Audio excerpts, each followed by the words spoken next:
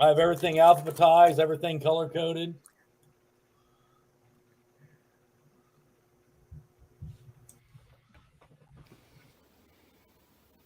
Hey, yo, it's me, Pops Van Marmalade, and you're watching the Comics-Related Madness Network. Uh-huh. So come get some. CromCon. CromCon.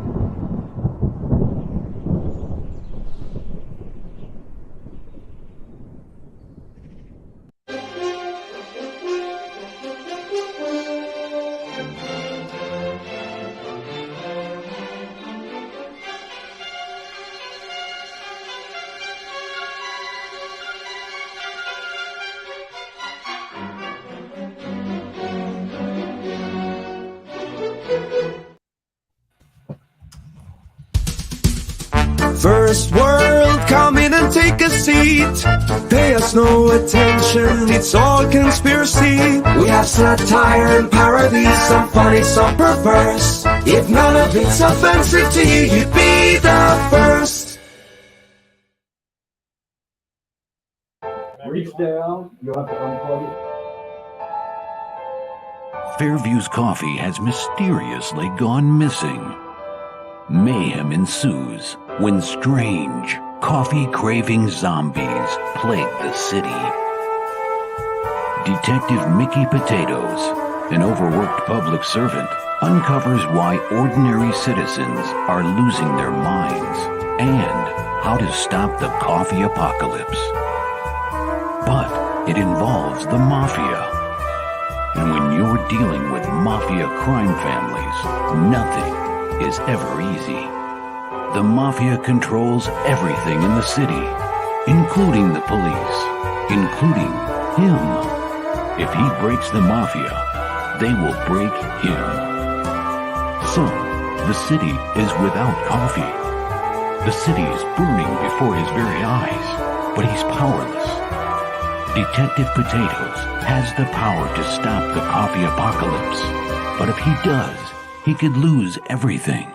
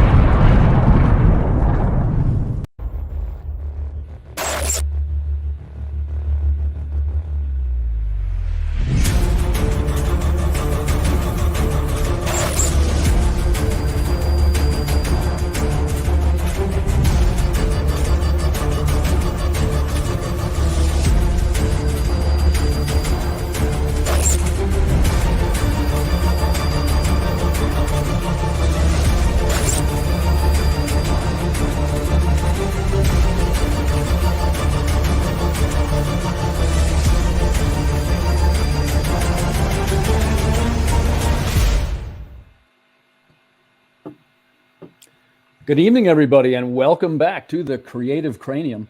Got a special episode tonight, the Atrocity Press Power Hour. Looking forward to spending some time with this gang. This is one of America's rising publishers. We're going to get a chance to get inside of the heads of some of the creative forces on these projects. To start out with, let's go around the room real quick. We'll introduce ourselves to the viewers, and we'll start with Max, and tell us who you are, where you're from, and what you're mostly known for. Max, you go first. Okay, I'm Max Devill. I founded Atrocity Press. I'm half owner of it with Johnny Reed, who's down there. I'm best known for Mary Machine Gun. I'm the creator of it. It's had its first story arc that's completed, and we'll be releasing the trade paperback sometime soon. Nice. Looking forward to that. Next, we'll jump over to Doc. First off, Doc, congratulations on your campaign funding. Thank you. Perotta, Blood and Mud, good job. I'm actually Shadow Band. I'm actually the janitor here at Atrocity Press. They just told me to come sit in this chair to take up some space. Don't really know what I'm doing. Yeah, I'm the writer and artist on Pariah, Blood and Mud. And we just got funded yesterday, so now we're just going to keep pushing for the next 12 days to see how much further we can go. Perfect. And I got some questions for you too, buddy. And Johnny, hey, thanks for coming over. Johnny, tell us real quick who you are, where you're from, and what you're mostly known for. I'm mostly known for being Max's sidekick, but no, I'm the other half of the Atrocity Press. I guess I'm most known for Human Hunters. That's one of the properties I created. But I mean, when it's honestly, me and Max are talking about it today, and we are Atrocity Press. I co-write all his books. He co-writes all my books. You know, we both do the books together, and that's kind of the best way to explain it. Gotcha. Okay. And we're from Kansas City. We forgot to say where we were from. Both we are Kansas from home of the Chiefs. Nice. Well, thanks for coming on and spending a couple minutes with us. Oh, no, it's a pleasure. Thank you for having us on. Yeah, three-time Super Bowl winners, the Chiefs. Of course, the first time was like the first Super Bowl ever, or something like that. Yeah. So, Max, let's jump back to you. So, Atrocity Press starts what year? Let's see. Atrocity Press started in 2018. Nice. That's when I started working on Mary Machine Gun and doing the concepts for it and everything. Just writing the story down in my head, getting it all figured out, coming up with what the characters would be.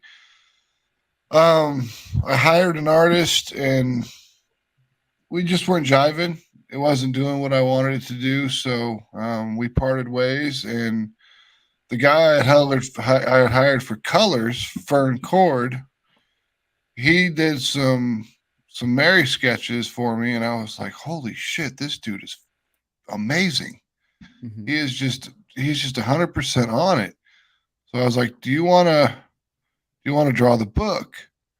And he was like, hell yeah, I want to draw the book. Why do you think I showed you those pictures? And I'm like, all right. That's nice when you meet the person that you click with. Yeah, and Fernando's like a brother. I mean, that guy, he's amazing. He's a cool dude. He's very, very caring and just a genuinely good person. So you got a pretty big team, right? So how many for Atrocity Press total? How many people are on the team? Let's see. We've got me, we've got Johnny, we've got Fernando, we've got Mateus, we've got Adam, we've got Bia, we've got Fran, and we've got Mariah, we've got LC, Carol. That's 10 people. 10 people. Okay, this is a pretty big operation. Yeah. And without even trying, we're super diverse. Exactly. Oh, don't forget, we got SK on the team. That's 11. What's up, Bone? Hey, which Carol? You talking about our Carol? Carol Colors, Carol? No, it's Carol Cordiero. It's Fernando's wife. She's our flatter. Oh, okay. All right. I got you. Well, and the nature of the way that we make books these days is they tend to be international teams. I'm the only American on my team. Yeah. I mean, the internet has really opened up the international market for art. Now, it sucks because it has reduced the rates of American artists, because I can get the same thing that I can get from an American artist for $200 for $100 from a Brazilian, because it's $5 to the dollar there. And sure, and from a Brazilian, by the way, as I'm fond of saying, Brazil is the powerhouse of modern comic talent. It's something they're putting in the water there. I don't know what it is. I always tell everyone that Brazil with artists is like the Dominican Republic with shortstops. That's a fact. I mean, every team's got a Dominican Republic shortstop. It is. It's the Brazilians, the Filipinos, and I'm blanking. Well, Doc, let's jump over to you. For the Nigerians are really picking it up too. No, seriously, there's some awesome art coming out of Nigeria. Yeah. Oh yeah, I do get those requests quite directly. But so Pariah, Blood and Mud. How many people are on that team, Doc? I do the writing, the inking, the drawing. I have brought in my old inker for some supplementary inks. So that's Jeff Priester. Anthony Romano is my publisher. And he's doing the lettering for me. Hey, Carol. Hi, Carol. Carol is on my team. She has done some coloring for us. She did one of the covers, the Luke Stone cover. We've got Jim O'Reilly cover, and we've got Matt Krotz doing color also. Now, the book is black and white, but there's several products on the campaign that are color.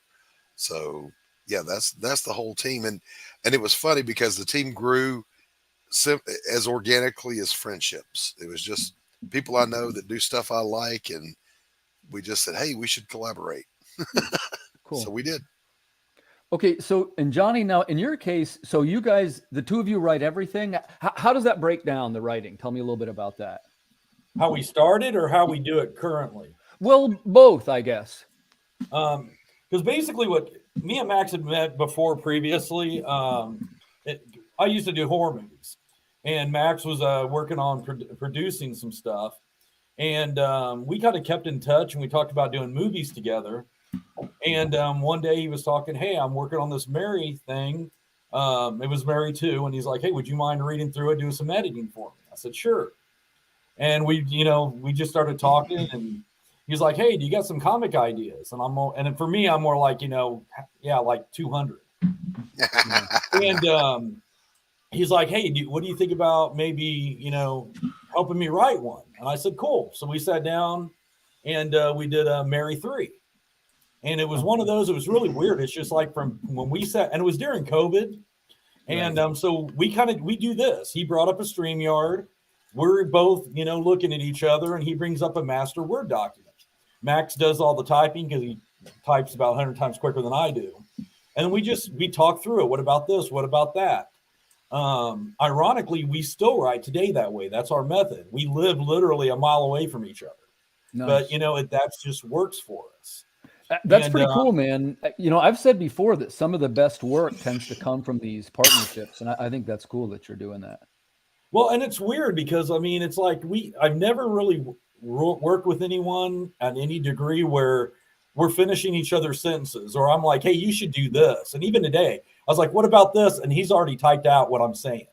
Okay. It just works out really good. And, it's just a pleasure, like I've always said before, Max founded Atrocity Press, and he's like, dude, this is my baby, and I trust you enough that I'm, you're going to do half of it.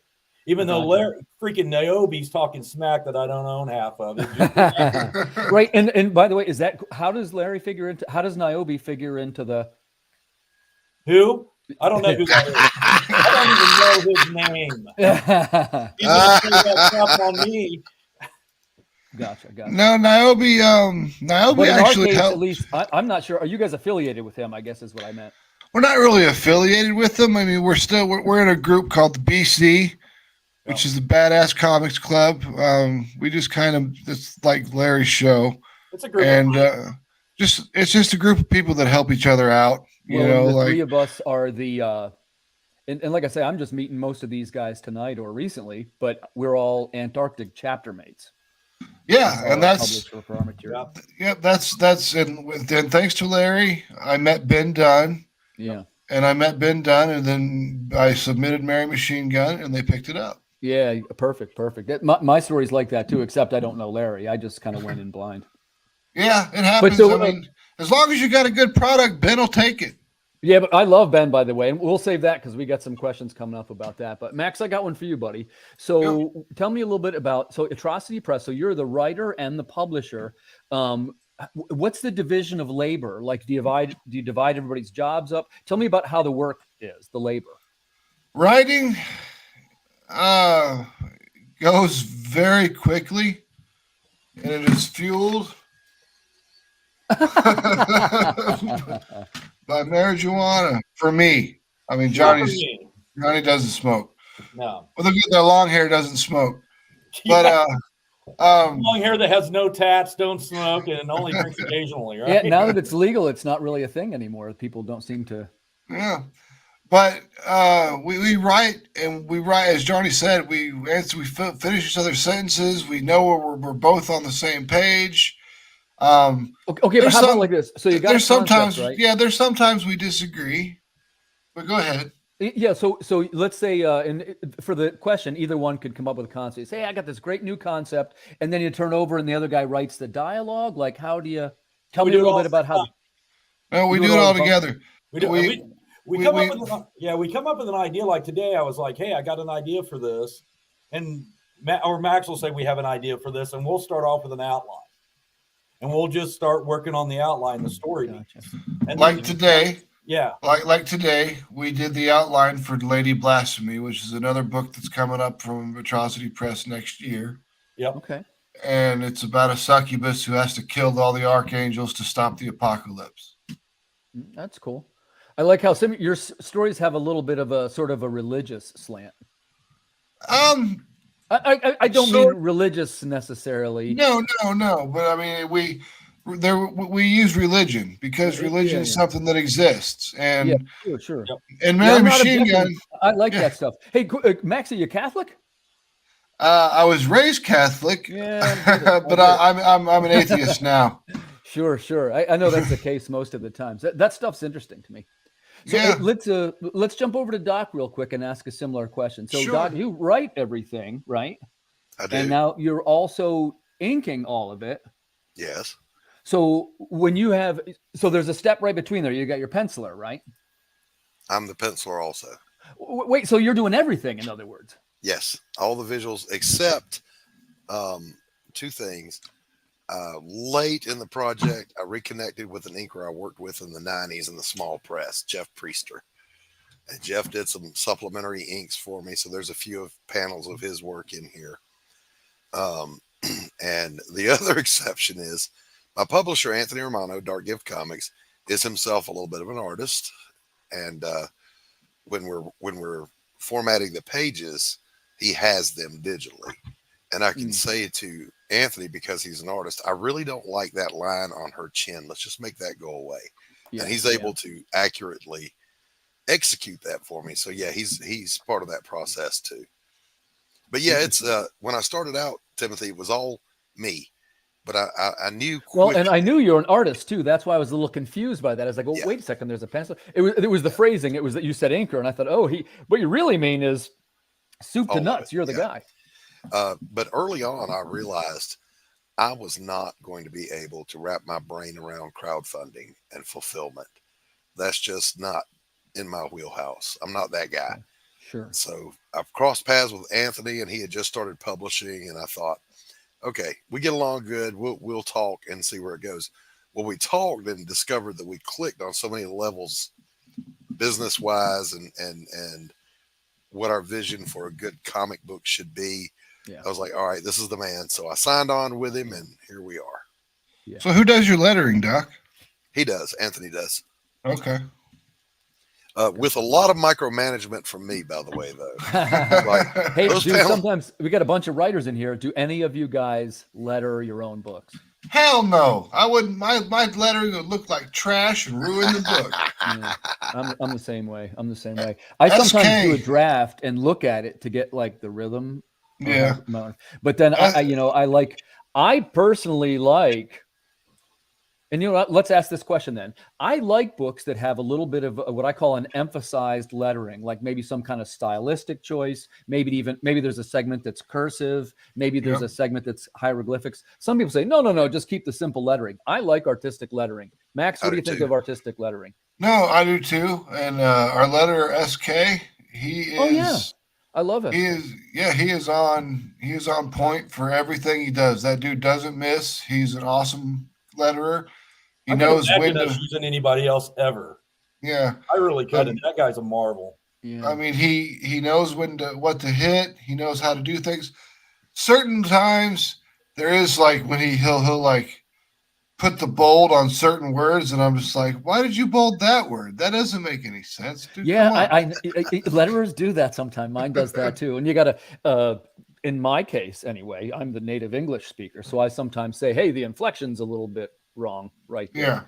Yeah. Doc, you police the lettering pretty hard, you said. What did you mean by that? I do. I want the balloons to go where I want them to go. Uh-huh. I want the breaks in the syntax to go where I want them to go. I want emphasis where I want it, because I'm very big on dialogue. I'm a retired counselor, so human interaction to me is everything. A book can live or die by how realistic the interaction is between characters, and lettering plays a big part in that. Interesting. Well, I'm going to jump over to Johnny here, and let's take a little bit of a twist in the questions, right? So, man, Atrocity Press just on the rise right now, right? Definitely one of the publishers to watch out for. Numerous Kickstarters in a row, development deals in the background, that kind of thing. Let me ask you, where do you see Atrocity Press being in 5 years, and what steps are you taking to get there? In 5 years, I see us having our own section in previews. Nice. And I see us kicking probably a Kickstarter, at least probably at that point, I'd like to think almost every month. Yeah. I mean, we're almost to a point where we're almost doing that this year. I think we're going to be launching about 8 this year. Nice. And heavily profitable. Heavily profitable in 5 years. Johnny, can you walk us through what did you say 8 titles this year? I think so. It's about I think about what our schedule is. I'm not holding you to it, but could you give us a quick just like a summary sort of what might be potential? Well, like we started off with filming like Mary Machine Gun 4. And then we went to Human Hunters. Human Hunters 3. And then it's Bimbos. Oh yeah, no, we haven't done. Did we do Bimbos 2 this year? We did Bimbos 2. Okay. And now we're doing Human Hunters. And then we're going to be doing our trade. Then after our trade, we're going to be doing Ninja Bimbos 3. After Ninja Bimbos 3, we will be doing, we got 3 different books lined up. It'll be Human Hunters 4. It's already completed. Love and Madness. Dimension Travelers. Oh, that was so sexy, Max. Gun, Dark America. And then we'll probably come back around and we've already got Human Hunters 5 done. I think we got like 5 pages left of issue 5. Nice. So we've already got most of our stuff already done. Speaking of Human Hunters, let's toss out a quick call to action. So viewers, if you're just tuning in, tonight we are meeting with publishers and we're lucky enough to be talking to Atrocity Press, and they actually have a Kickstarter live right now. That's Human Hunters issue 3. There you can see definitely one of the more beautiful projects that you're going to see on Kickstarter. And if you'd like to support that, man, go and do so right now. But we're learning a little bit about the group and what their future plans are. Max, how about you? In your mind, so Atrocity Press in 5 years, where do you see it being? Heavily profitable. Okay, now listen, and I like to ask that question real seriously. To your mind, if you don't mind me asking, what to you is heavily profitable? Heavily profitable is making probably $20,000 Kickstarters a time. Okay, Roger that. It's a great goal, man. I will tell you, my next goal is a 5-figure Kickstarter, which is something we just hit a 5-figure Kickstarter with Mary 4. We hit $13,000. Congratulations! Thank you, and some change. So, I mean, it's constantly moving up. We don't have another Mary book for a while because we got some other books we're going to drop, as Shawnee was saying before. But there will be, we got a new series, Mary Machine Gun Dark America, which is coming out, and we're actually putting in the trade paperback. Yeah, it's going to be kind of a post-credit scene where we introduce Dark America. Real quick, that sounds actually pretty cool. Can you give us a quick pitch for what Dark America is? Yeah, Dark America. No, Dark America is one of the nuns from Mary Machine Gun. That was the cardinal in the book is a sex pervert, and he puts all these nuns under S&M control, and they don't want to do it, but he's a cardinal who's going to be the next pope. So they pretty much just have to do what he says. And you can come back to that question about Max not being Catholic anymore, by the way. Just a quick mention. And by the way, I said earlier, I love this kind of stuff. I'm not being ironic. That's what makes things interesting to me. I love The Exorcist. Like that kind of subtext is interesting to me. So, but you said earlier about being an atheist. I mean, you have a hefty dose of Catholic in you, my friend. Oh yeah, I mean, I was raised Catholic. Yeah, I was. No, I was raised Catholic. I was confirmed Catholic. I had communion. I did it all. Yeah, you did, man. Good for you. Good for you. Well, I suppose at the end we'll see if you get in and the rest of us are denied entrance at the pearly gates. We're all going to know why. But yeah, it's an 8-page story. Dark America is one of the nuns that was the S&M thing. Mary sets it up to where they can escape, and they do. And she's escaping down the street, and she ends up stopping in front of this S&M sex shop. and she's being chased, so she runs into the sex shop to hide, because where else who would look for a nun in a sex shop? And it sounds cool. It sounds she cool. She goes to change clothes and stuff, and she gets a new outfit and becomes Dark America. Oh, what's up, Carrie? What's up, Carrie? Yeah, I think that sounds great. Let's jump over to Doc real quick. So, we're talking about what the future is going to be like and what some of the goals are how we're going to try and get there. So in your case, you got your funded Indiegogo, man, a lot of blue sky out in front of you, Doc. Congrats again. But what do you see yourself in 5 years? Where's your goal? I'll be dead in 5 years, Timothy. You ain't going to be dead, man. You ain't going to be dead. If the good Lord spares me, when I first came into this, I thought, I'll do a book, I'll get it funded, I'll enjoy the experience, I'll share a story with folks, and then I'm going to go back to doing my impressionist landscape painting and just live happily ever after. But I've got the bug now, and I love storytelling, so I want to continue to do books. But I'll be honest with you, I've been kidding around about, well, not really kidding, I'm dead serious, but joking about which to choose from several ideas I've got. But whatever it is, I think my next one, I'm going for it. It's going to be a little controversial, but I'm going to do books with no ink. They're just going to be pencils. Oh, nice. And shading. And I would like something like that. Yeah, I really, we got to remember that inking came around because the printing processes of the day could not reproduce pencil work. It had to be inked. We're way past that now. You don't have to have ink. We can reproduce anything. So I'm thinking about a noir story that I've got in the back of my head, and I want it to be penciled. So I'd like to try my hand at that. But, I'm not going to wade too deep in it. I got 2 more volumes or 2 more parts of Pariah to go before I can really even worry about that stuff. Yeah. Hello, Carrie. Hello, Bone. Doc just pissed off a whole industry of people. Yeah. I don't need inkers anymore. They cost too much. Well, I was doing my own inking, so I'm not going to pay myself for inking this time.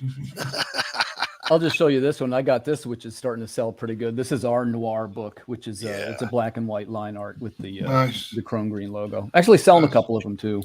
That cover is awesome. Yeah, thanks, man. We're real excited about this one. But like I said, I don't want to take the light off of you guys, so let's keep going. So now let's see where I leave off. Johnny, when you were first getting started in comics, and like I say, I don't really know you guys' stories of your beginnings too much, and I kind of want to hear Doc's too. How did you get your start in comics? Because I think people are going to want to know that, right? And I think that most people from the 1,000-foot view, it's just kind of a bold statement, but Atrocity Press, man.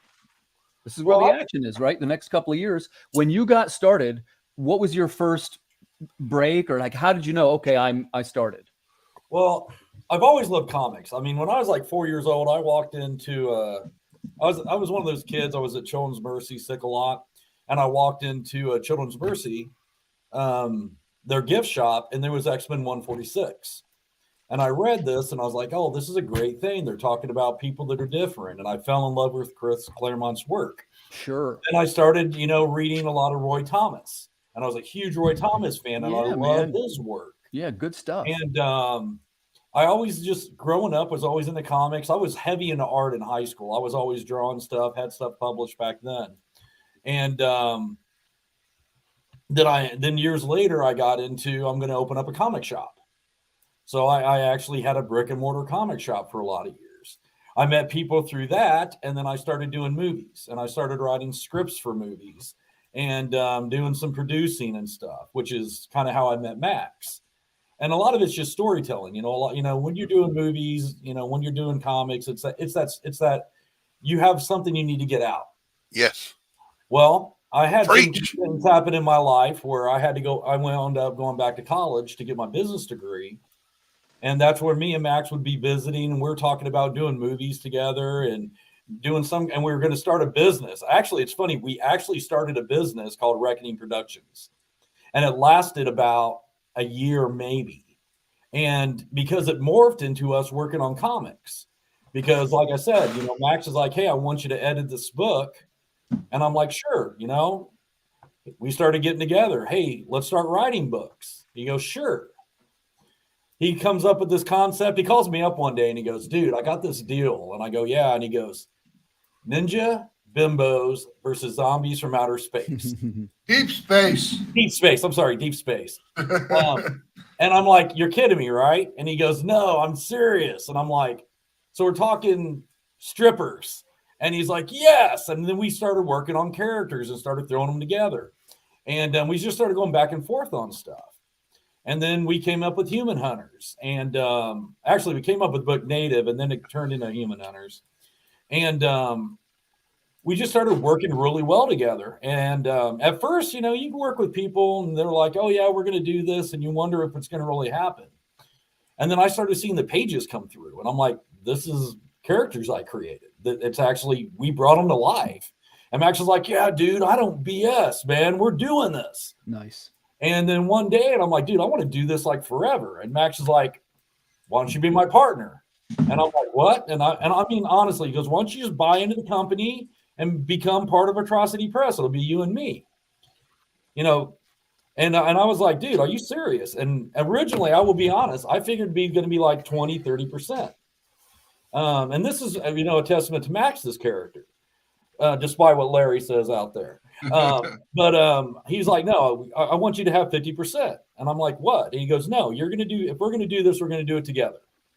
And I'm like, are you serious? And he's like, yeah, we're going to go 50-50. And I said, all right, dude, let's do it. And we talked about, you know, financials, all that stuff. And next thing you know, we rebranded Atrocity Press and opened up our bank account, and everything just started rolling. And now, you know, that's where the machine goes. So it's really, I got into it because I love writing, and Max loved writing with me. And he's like, dude, I'm going to give you your push. I'm going to back you, and we're going to now do it together.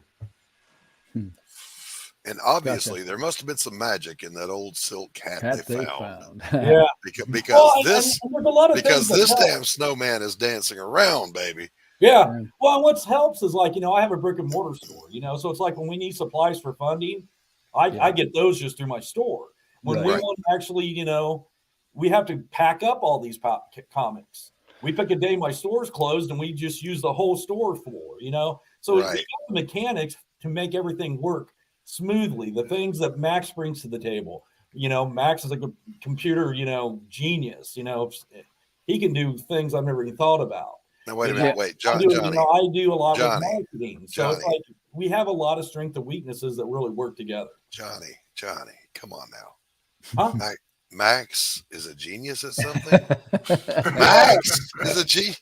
Yeah, not Max. I'll tell you, just as an observer, there's definitely a kind of synergy that you guys have going with this team. It's undeniable. And look, I've said 100 times.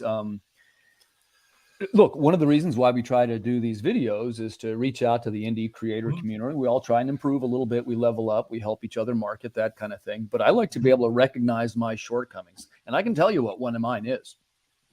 I've worked now with something like 16 artists, or it might be 17 now, a decent number. But I've never had another writer on my crew yet. That's obviously something I've got to do to figure out the next level, because I can see it's like, wow, look at those two. They're freaking. But if it works for you, I mean, there's plenty of guys out there that are single guys that are killing it. I mean, you got to find that what works for you. Well, you know something interesting. Exactly. You know what else is Max Devill is a creative genius. Period.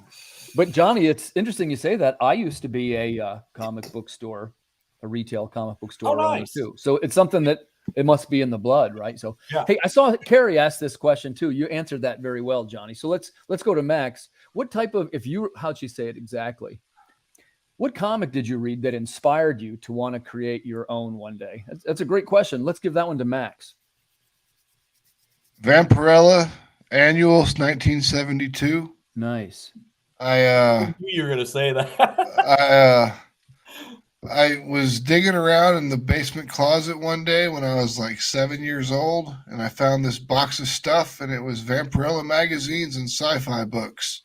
Nice. So I started reading sci-fi books and reading Vampirella magazines. What kind of sci-fi books were? You mind if I ask that? Yeah. Let's see. It was I can't remember the name of the title. It was by Asimov. It was a series of books about a space commander who was flying around doing different things in the solar system. And then I read iRobot. Nice. I read My Method, which is a chess book. I read just everything that was in there. I mean, Mercedes Lackey, however you want to say it. I'm an Asimov fan. He's one of my Asimov. guys. Heinlein. Nice. Stranger in Dick. Strange Land. Yep. Philip K. Dick. It was all just your standard sci-fi fare. I mean, it was all the cool stuff that my dad kept from when he was younger. Nice. Because he was a sci-fi nerd, and he liked Vampirella because that was the porn back then. Yeah, who didn't like Vampirella? Hey, Max, that explains your affinity for black and white books. I have that affinity too. I love them. Yep. Right around that same time frame, I was a collector of these, although I don't have most of my collection anymore. One of the dangers of working in the retail field, you tend to sell your collection. But I was an eerie and creepy collector, and I had almost full runs of those, and I just love them. And I'm also a huge fan of the Marvel Premiere black and white series and the Planet of the Apes series. Some of those back there are what they call the Kurtis books. I've got the full run of Creepy. Nice. All right, we're blood brothers, man. Oh yeah, I'm also like 16 issues short of a full run of Vampirella, the Warren Vampirella. Well, yeah, you're gonna be paying up for that. I used to work for an auction house. That was one of my gigs I did here recently in Pennsylvania, and I managed to come across several of the original art covers for Vampirella. Oh my god! Which, by the way, are huge pieces. They're not. They're tiny. They're the size of these things behind me. That you see, as tall as a man standing next to it. And I'll have to send you some of those pictures. You'd probably. I would love that. I would love to see all of Frazetta's work. I'd love to see. Yeah, we had the one guy's like Argentinian or something. I'm gonna have to look it up, but I have a couple of them. Cool. Doc, how about you? Let's ask you this question. If you had was there an inspirational moment, like a first comic or a first book, where you went, hey, man, I'm going to make something? Action Comics #1. He ain't that old. I remember, when I was a teeny child, my mother was buying comic books and reading them to us. And so I was interested. But I remember the first one I bought because I wanted it was Captain America Mad Bomb. Oh, yeah. 75, 76, around there. Sure. But Kirby cover. I discovered along about that time that I could draw. I was in art class one day. We had a lazy art teacher in elementary school. He would pass out paper and a pencil, and he would go, you may draw and color anything you wish. And that was it. He didn't teach anything. But I snuck up to his desk, and he was drawing something, and it was a portrait. And I liked the way he had done the eye. So I sat down and I drew a human eye. And I was 10 years old, and it was photorealistic. And he saw it and he freaked out. He was like, where did you learn how to do that? I said, I looked at yours. He said, you were at my desk for 10 seconds. I was like, yeah, how long does it take? You don't know when you're a kid. Right. So then I stumbled across the Korvac saga about, 78, 77, somewhere around there. Yeah. And there was this one panel, I'll never forget it as long as I live. And I don't remember what issue it was, of the Avengers. All the Avengers are standing around Iron Man, who is kneeling down, and his chest plate is shining a light on a tire track in the road. And it was a Perez piece, obviously. The only guy in the world that can draw a 2x3 panel with 20 people in it.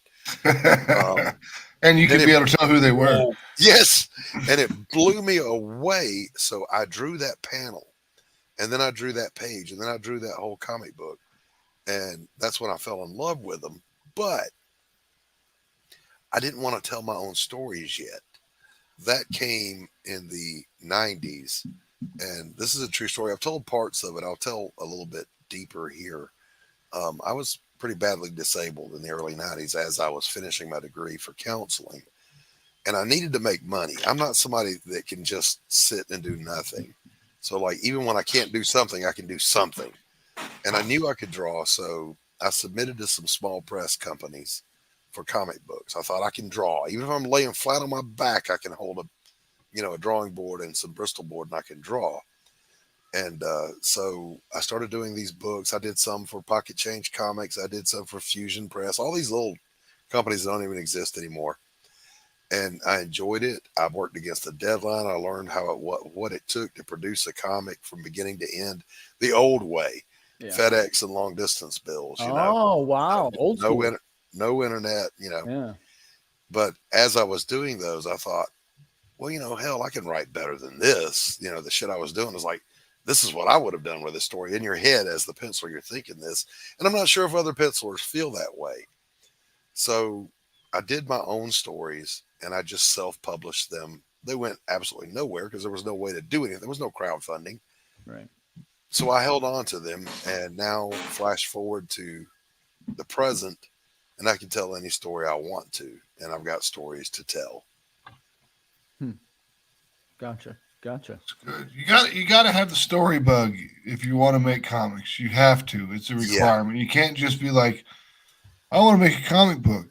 Right. You need to want to tell stories. And I remember mine too. I was actually mine's not too dissimilar from Max in the sense that I had found originally the first comics that I read, and in my case, it was my cousin's place.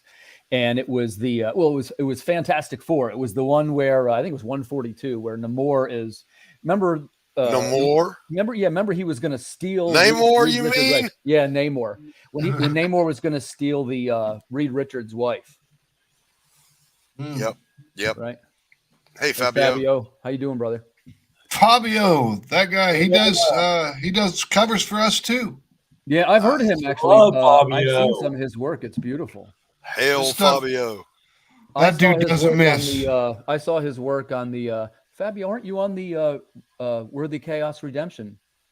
Yep, he did a cover for them. Oh yeah, that's right. He did it's really nice work. He did a whole book for Big Dog Inc., like the interiors. Yeah, I think I might have sent him a friend request. I'm always looking to pilfer new artists off of projects. and you do have to be careful because Carissa at Worthy Chaos will filch everybody's talent given the opportunity. Right. That's for darn sure, yeah. Well, and we were kind of joking about that which is totally fine. But she had, we're both now in the wood carving business. Yes. And because I turned around to my guy. CC De La Cruz from Lady Death. Yeah. We had Damian Garcia from Lady Death.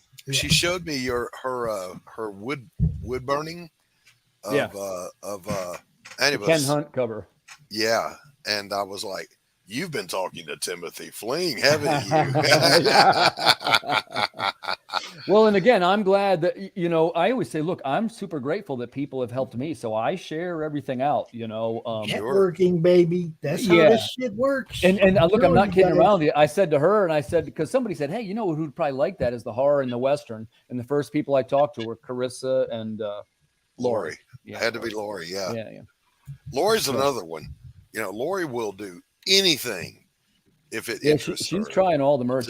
We had a show last night about all the kind of merch. And hey, tell you what, it's slightly off topic, but I do want to hear what you guys think of this. And like I say, this is the Atrocity night. So, where do you see the future of your merch going? Max, tell us a little bit about the type of merch you can get from Atrocity. Right now you can get some shirts that have Mary Machine Gun logos on it, a few that have a few of our pictures on it, covers and stuff like that.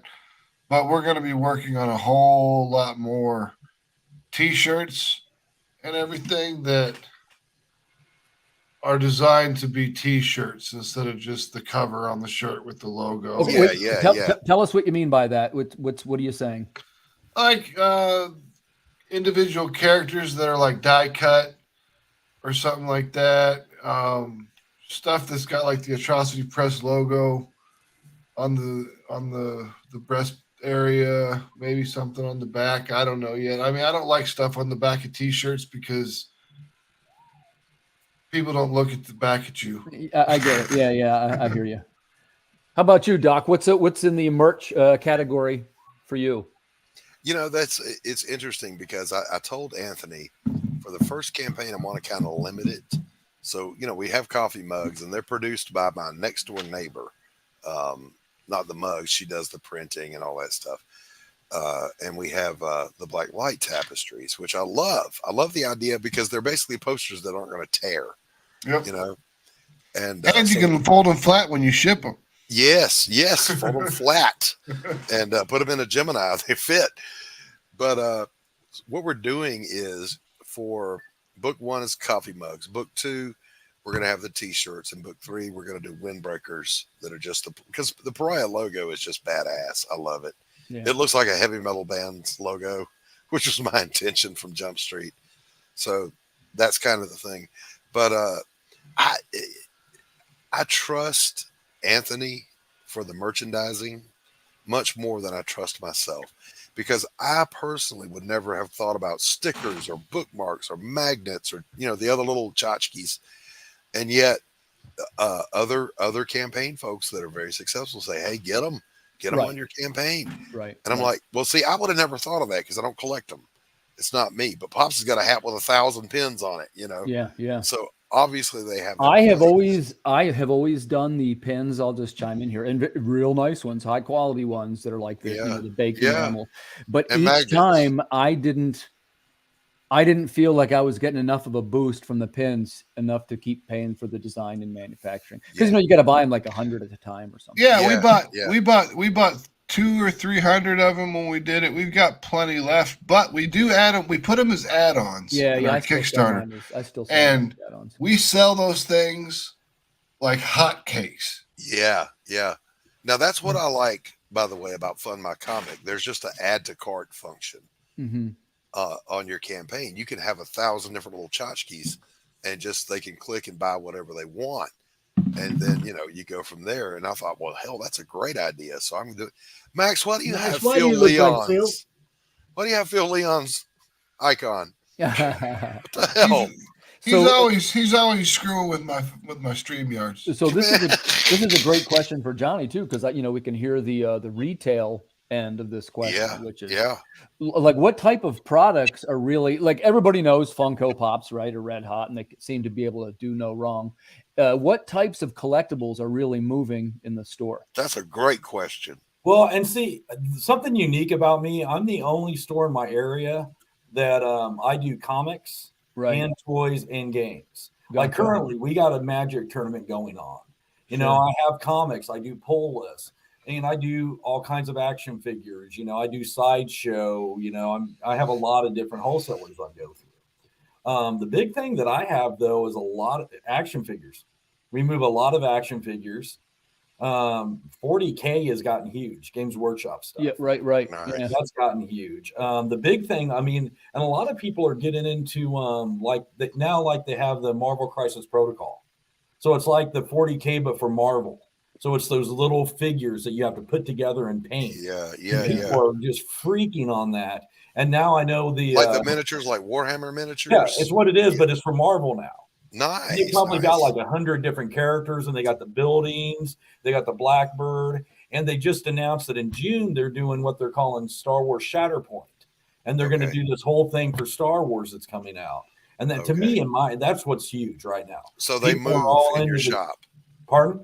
They move in your shop. Yes, like crazy. That is probably 80% of his business. Well, I wanted to ask that of Johnny in particular, because he's literally the only LCS owner I know. Right. Hey, one other question to go with that, Johnny. Do you sell back issues or modern? Yes. Both? I do all of it. Okay. Most importantly, I sell Atrocity Press comics in my shop. There you go. That is the coolest part. Hey, what about the high end? Do you do graded books? I'm going to be. I just bought recently a collection that's got like Death of Gwen Stacy, the first Thanos. Oh, nice. Yeah. And it's some of those key books that I'm like, you know what? I think I'm going to go open up an account and get some of these graded, because there's too much of a profit margin on some of those not to. Right. Now, Johnny, I want to ask 2 questions. One, plushies. Yes. Do they move? I don't do a lot of them because I do more of the McFarlane, Marvel Legends. Okay. Diamond Select. You do Diamond Select. I mean, and I'll tell you the truth, between Hot Topic and a lot of the stores like that around me, I let them deal with it. Okay. All right. My second question is more specific. What I got to do to get you to back my book at a retailer tier and put my book in your shop? What blood type are you? O positive. I give it to anybody. No, dude. I actually have a section in my store where I've been reaching out to different people to get Kickstarters at a retail deal, like our friend Sam. I got his 47 Furious Fear, Sam Quinton, yeah, hell yeah. I got his stuff. I got some of Gage. His books are in my store because I really want to try to help the indie, because I don't know why, but there seems to be like this big taboo with a lot of comic shops where, and I know it because we get some of our books in local comic shops, but there's a lot of them that's like, well, we don't want to deal with that. And I'm like, yeah. I'm like wow. the opposite. If I could have a whole shop of indies, let's make yes, amen. No, I'm like, if I could move out, let's just say a couple of the two big ones and have all indie stuff, yeah, it'd be great. All right, so we got to work on getting some Pariah in your. Talk to me out. I'll reach out too, Johnny, because I got a deal that I'm doing with retailers that you will like. Yeah, absolutely. I'm all about helping whatever I can to support you guys. There's a guy in Johnny's shop that had a whole handful of Marvel comics, and we swapped them into buying Atrocity Press books. Now check it out, guys. This is where I came into this. Okay. I wanted to put indie books in comic book stores. That's how I got into this whole freaking network, the whole comic related madness. It all stemmed from trying to get indie books into comic book stores. That was what I was trying to do. I'm glad to see it's happening in places like the Collective. There's stores that are actually buying indie books. There are places that have a whole wall dedicated to indie comic books. That's what my dream was for this. Hey, Timothy, real quick, do you still have that Kickstarter up? Yeah, what's that? Can you scroll down there? Yeah. Well, we got him on here, man. I want to highlight that Fabio actually did a cover on this campaign for us. Oh, sure. So I was like, man, if he's on here, I'd like to give him a shout out real quick because his cover came back. I got to tell you, I was almost in tears. I know it sounds corny, this is beautiful. This is beautiful. But when you get a cover and it's like, I remember like this in the 90s. I mean, it's awesome. And I want to say your interior panel artist is amazing. Not just the art, but the panel layout. You can't have him. I got him. You can't have him.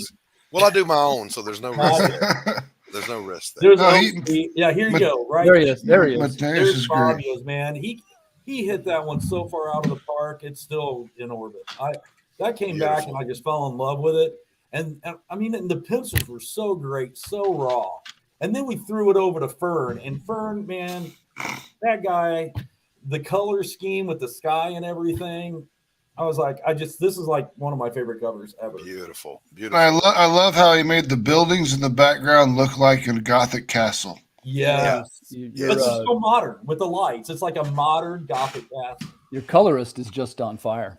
Oh, Fern is fucking fantastic. That's the guy I hired for colors and ended up letting him do Mary Machine Gun. Yeah, he's our interior artist for Mary. He is the Mary Machine Gun team. He inks it, he colors it, he doesn't letter it, but he pencils, inks, and colors it. Oh, this guy's and honestly, he's our art director. He directs our artists and he works a lot of stuff with us. I'll show you guys something real quick while we're on the subject of merch. I'll make myself big a second. I started doing the coins, and I'm not sure if here. Let me see if this is. Let's see if this is something you guys can see. I've got some customers that have been getting those in previews. They're doing a lot of comic coins now. See, I was considering those, but I haven't. The back is the alien head. Oh, nice. Yeah, see, I was looking at doing some of those, but I haven't found a manufacturer yet that I want to go with. The guy who does it for me is the same guy who does the wood laser. He'll engrave anything you set in front of him with his laser. Well, how do you get the coins? He has them. Oh, sweet. Oh, yeah, you're going to have to give us a hookup. Yeah, absolutely, man. Absolutely. I'll tell you, the guy even does challenge coins for comics. Yeah, hold on, it gets better. The guy's super good at customer service. He'll let you try it out first before you say yes to buying them. Like this, I didn't actually even buy yet. I'm his wood customer. So he says, hey, you might like this. And he sends me one two-sided. Nice. But of course, I see it. I'm like, oh, I want to get that. So yeah, I'll definitely, when we get to the end, and man, again, thanks, Pops. We get to the end of the show, we'll set all this up. This is great stuff from the gang. And I'm so pleased that we got to meet everybody. So let's see. I asked you about the merchandise, right? Yeah. Okay. So Max, in your case, why, we can do a lot of things, right? We're writers, artists. Obviously, you two guys are good at marketing and have a great, what I would call an entrepreneurial method of approaching what you do, which that's a skill too. But why comics? Like in Max, why did you get into comics instead of all these other things that you could have done? Because we were trying movies. As Johnny said, we put a business together.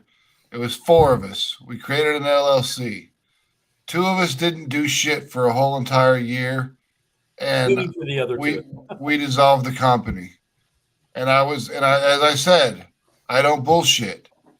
I get stuff done. I'm military trained. You got the mission, and the mission comes first. I've thrown everything to the side. I've gotten a divorce over comic books because I spent more time doing comic books than paying attention to my wife. But whatever. For the record, wasn't true. That was just the argument.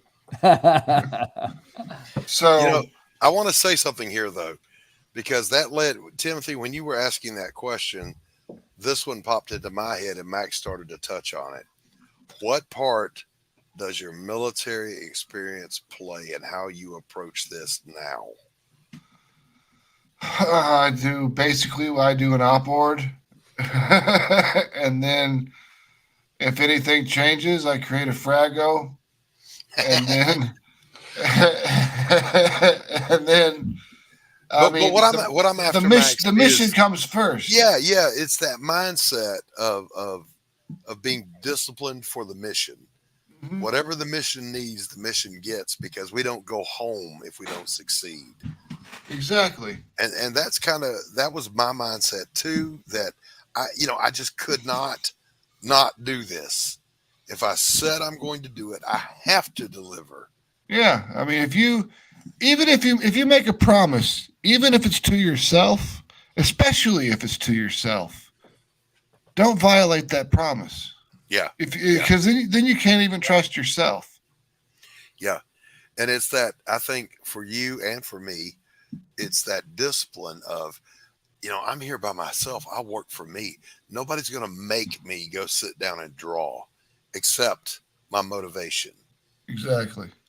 And I know beyond a shadow of a doubt that my motivation when it comes to accomplishing things comes from my military background. Oh, yeah. I mean, there's been days when I didn't want to write or I didn't want to work, and I had to use the false motivation. Mm-hmm. But false motivation generates real motivation. Yes. At least false motivation gets it done. Want to work, and I don't want to work, and we motivate the other one to do it anyway. Right. See, that's what I mean. Gets it done still. I'll get up sometimes in the morning and I don't want to do a show. I want to go back to bed, but I get up and do it. And the false motivation gets things done the same way the real motivation does. Yeah, the funny part about false motivation is it's not really false, because motivation is motivation.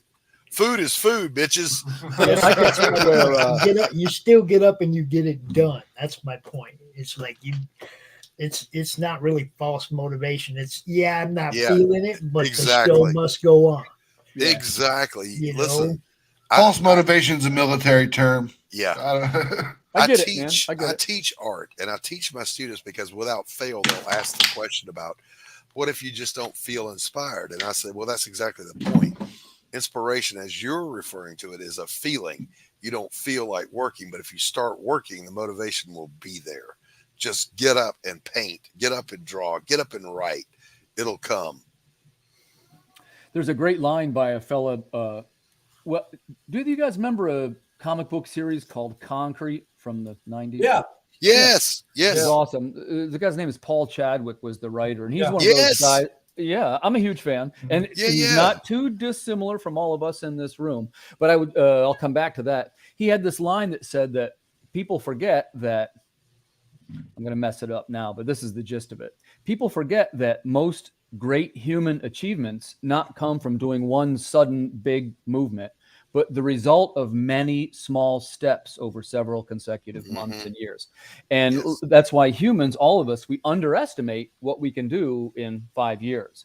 You know, people who climb Mount Everest, they don't just run up the side. It's the guys who say, well, I can only go a little bit today. I can only go a little bit tomorrow, and they do a little, but they're consistent. And I think that one of the strengths of Atrocity Press, and obviously one of Doc's strengths as well, I think the military background helps them with the organizational skills to continuously do the small steps required for success. Oh yeah, for sure. Most and I think I don't know, Max, what you think, but see, for me, before I did the comics and all this, I worked for a financial institution. I was a project manager for 24 years in the tech industry. So my job was to be working with the team, getting a project plan, laying everything out, and making it happen. Right. So it's kind of like that mentality, you know, you can't get away from that. That's Not if you've been doing it for 20 years. Pardon? Not if you've been doing it for 20 years. Right. No, it becomes part of who you are. Yes. Yeah, exactly. And Johnny, that's a good point. I would say that one of the skills that they don't really teach you about when you say you're going to make comics is that your teamwork skills are incredibly important. And what I mean by that, like we joked before about how it's kind of similar to being in a band a little bit, right?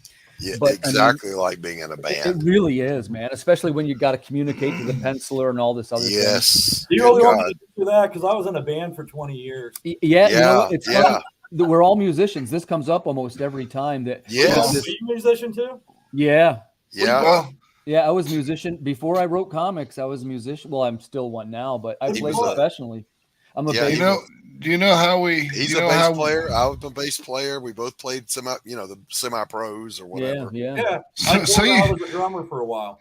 Nice. Yeah. So all three of you can count to 4. Good job. Shut up, Max. Wow. The really smart ones can count to 7. I was a progressive drummer. I can count to 8. No, 7. Okay, 7, brother. Johnny, come on now. Real quick. Normally, I would ask these kind of questions to Doc, but I'm going to ask you one. Who is your favorite drummer of all time?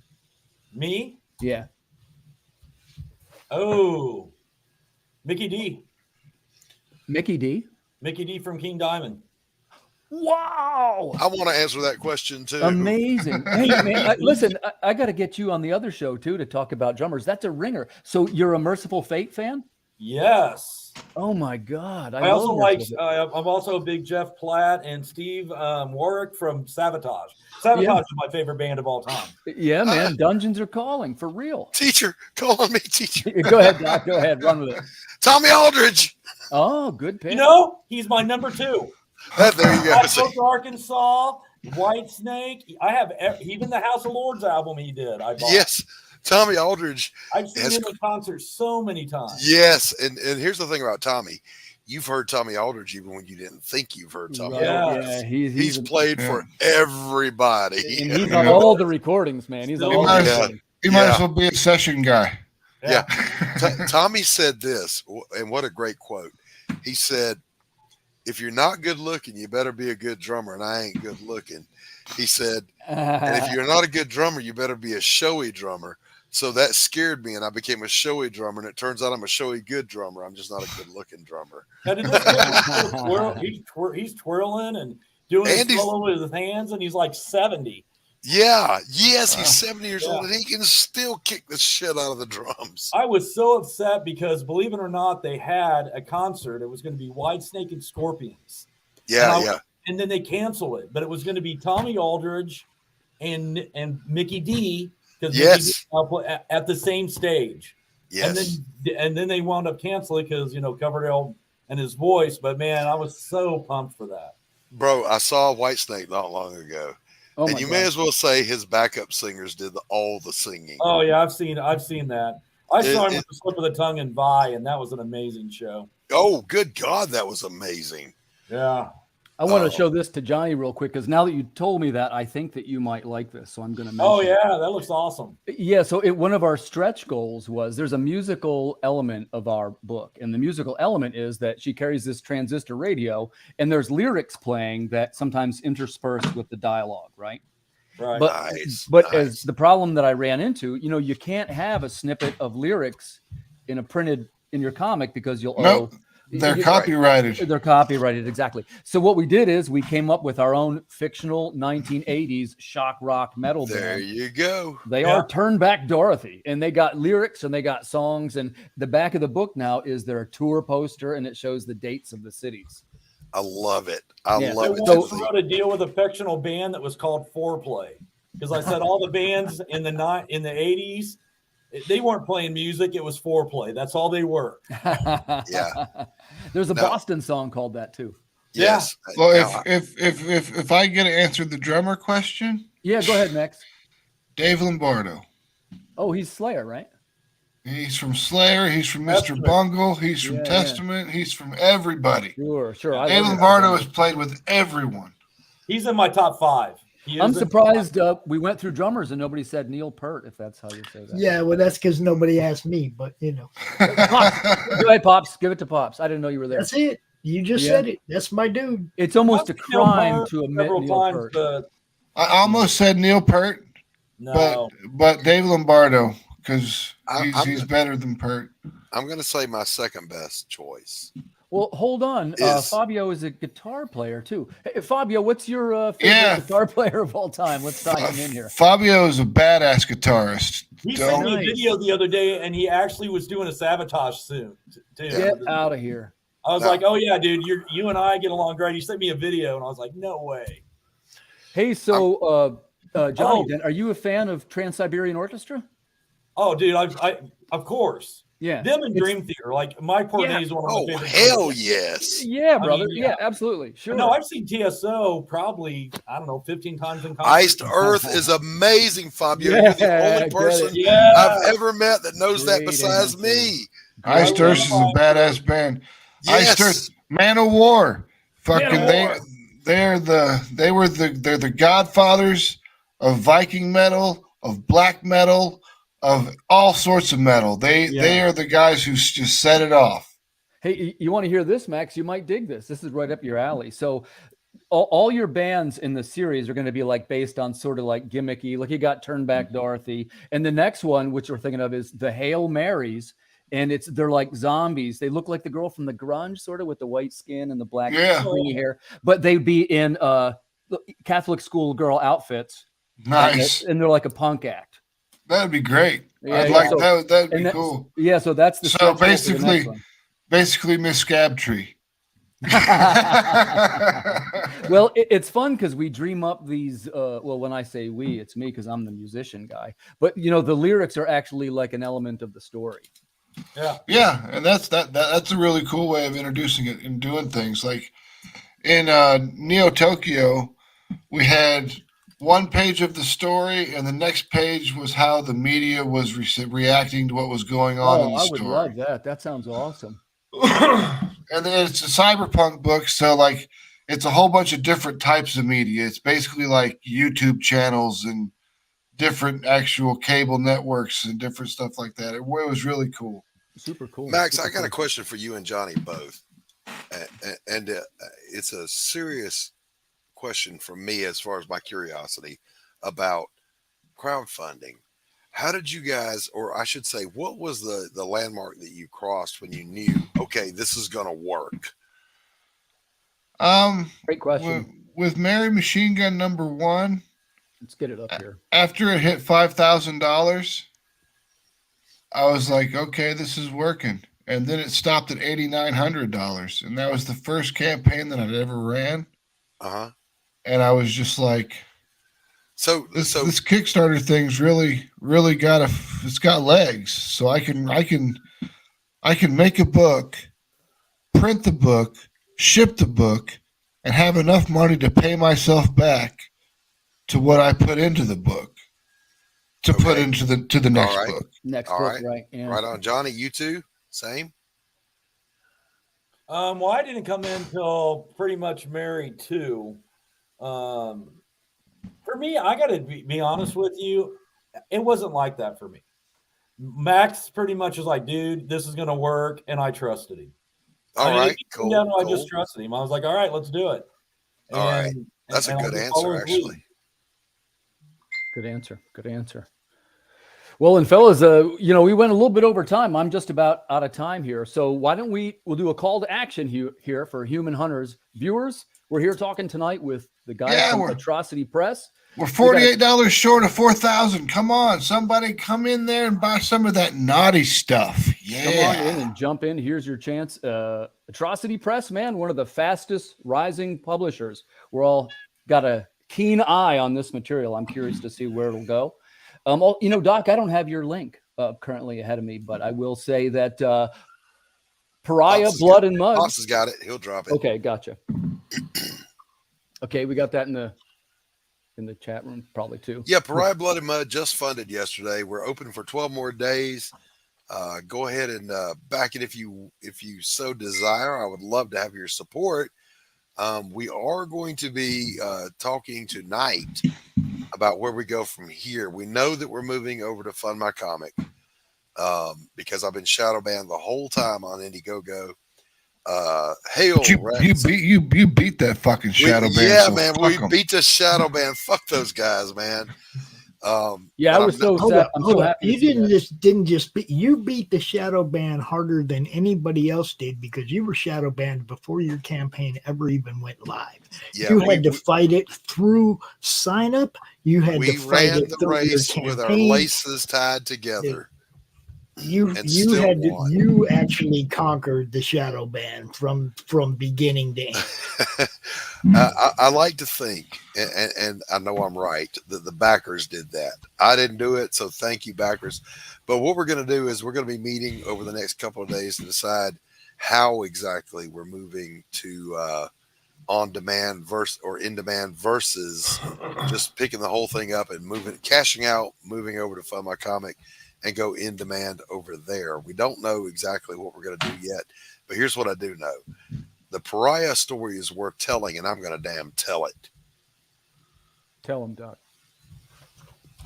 Okay, so the second book ready? Do you have a second time frame for the second book?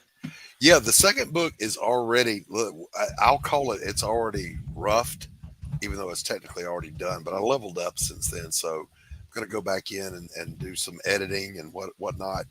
But it's actually done as far as pencils all the way up to book 3. So the time frame is going to be just really, I want to be completely, well, I shouldn't say completely because no artist is ever completely happy, but I want to be as happy with it as I can be on the art. The story's already written. I know it's good. So we're ready to go on book 2 here pretty soon. Sweet. Cool, man. Cool. Now, Max and I, by the way, are on our race to the grave. I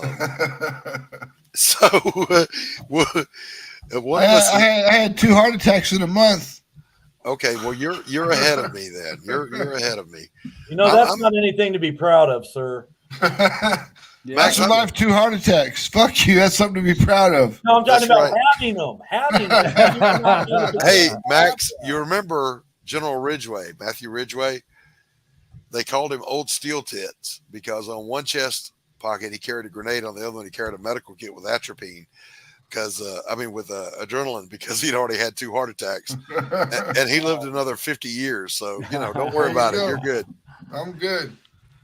But me personally, Max, I've got my lottery ticket bet on stroke. That's the way I'm going. I've had a stroke. Oh, Jesus Christ, Max. Yep. I've had a stroke. I had a stroke, and I woke up one day, and like the whole left side of my body was numb, and I just kind of thought I slept on it weird. And I went downstairs and worked with Johnny on a Kickstarter page for about 6 hours. And I'm like, I'm still numb. And I talked to my wife. I was like, man, my whole left side of my body is numb, and it's been that way for like hours.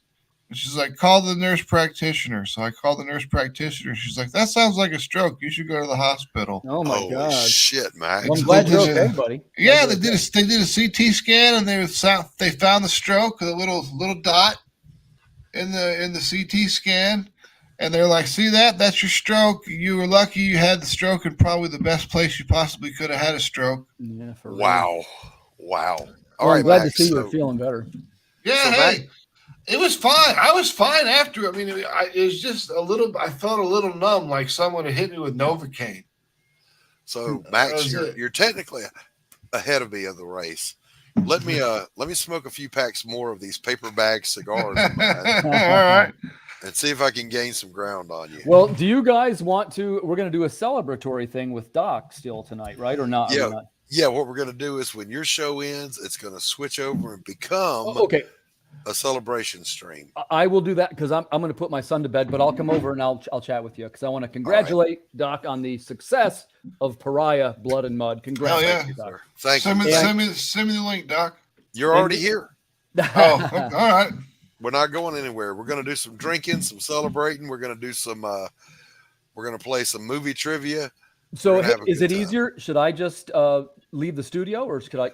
Pops, you're the producer here. You got to tell me how this was your idea to do it this way. What? All you got to do is just you're already on your channel, right? Timothy, if you wanted to continue this going on your channel, then we just keep going and. Okay, the only difference is, Pops. The only difference, Pops, is I need to switch studios and I need admin. So I'm going to pop out. If you'll send admin, I'll grab the admin. I'll come back in and we'll rock. Well, guys, I do have to pop out. I got a tournament going on. We'll call this the end. I just want to say thank you to Johnny. the guys from ATROCITY Press. Thanks to Doc Blalock. Congratulations. I'll look forward to seeing you guys again. Thank you, viewers, for watching the Creative Cranium. We'll see you next Thursday night. Fantastic. Peace. Thank you, guys. Hey, guys. Good to see you, Johnny. Take care, buddy. Yeah, I would shop at Johnny's store. He's a cool guy. It looks like a good store, man. We got to check that out. I'll just pop. Wait till he actually does his stuff in the store.